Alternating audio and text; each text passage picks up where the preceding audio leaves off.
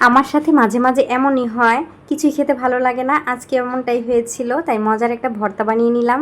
সাথে বাবুর বাবা ব্যাগ ভর্তি করে কি বাজার করে আনলো সেটাও শেয়ার করব। আশা করি ভিডিওটা ভালো লাগবে। সো গুড মর্নিং এভরিওয়ান, সবাই কেমন আছেন? সকালের নাস্তা বানানো দিয়েই ভিডিওটা শুরু করলাম।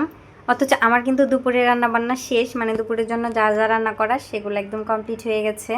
বেশিরভাগ মানুষই দুপুরের খাবারটা পরে রান্না করে, সকালের নাস্তা বানায় সকালে উঠে। আমার হচ্ছে উল্টো, আমি সকালের নাস্তা পরে বানাই, আগে দুপুরের খাবার রান্না করতে হয়। তো যাই হোক, দুপুরের খাবার সকালের নাস্তা একদম রেডি, এখন শুধু খাবো। আর দুপুরের জন্য রান্না করা হয়েছিল আজকে আলু পটল দিয়ে মাছের ঝোল আর সব সবজি দিয়ে একটা ভাজি, সাদা ভাত, এই আর কি। সকালে তো তেমন কিছু রান্না করতে পারি না। তো আজকে বাবু উঠে গেছে, আমাদের সাথেই তিনজন একসাথেই নাস্তা করব। আর ভাজিটা করেছিলাম মানে পটল, কাঁকরোল, আলু আর হচ্ছে বরবটি দিয়ে বেশি করে পেঁয়াজ দিয়ে সেই ভাজি দিয়ে সকালে হচ্ছে রুটি খেয়ে নিব। আর সাথে ডিম ভাজি ছিল।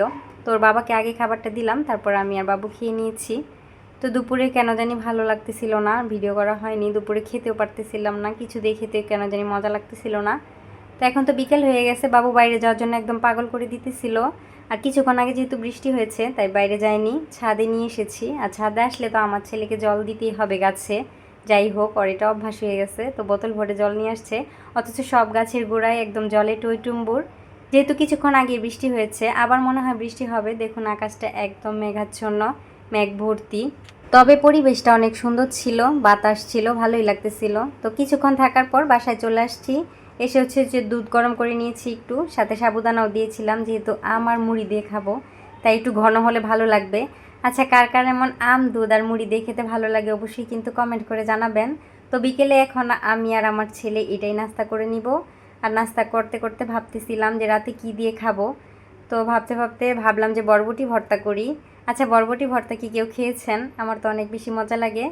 বরবটি একটু সিদ্ধ করে নিয়েছি ছোট ছোট করে কেটে, তারপর বেশি করে পেঁয়াজ, রসুন, কালো জিরা ভেজে তাতে কাঁচামরিচ দিয়ে তারপরে হচ্ছে পাটায় বেটে ভর্তা করেছিলাম। ভর্তাটা অনেক বেশি মজা হয়েছিল। যাই হোক, এর মধ্যে ওর বাবাও চলে আসছে। আর দেখুন কত কিছু বাজার করে নিয়ে আসছে, পেঁয়াজ, আলু, কচুরমুখী, অনেকদিন পর কচুরমুখী নিয়ে আসলো। তারপর পটল নিয়েছে, চিচিঙ্গা, করলা, লেবু, তারপর ঢেঁড়স নিয়েছে, বাবুর যেহেতু ঢেঁড়সটা অনেক বেশি পছন্দ। আর বড় দেখে একটা লাউ নিয়েছে, জানি না কেমন হবে ভিতরে, তো অনেক বড় ছিল। আর পেঁপে নেওয়া হয়েছিল। আর নিয়েছে ধনে পাতা, ধনে পাতাটা আগে আনলে ভালো হতো, ভর্তাতে দিতে পারতাম।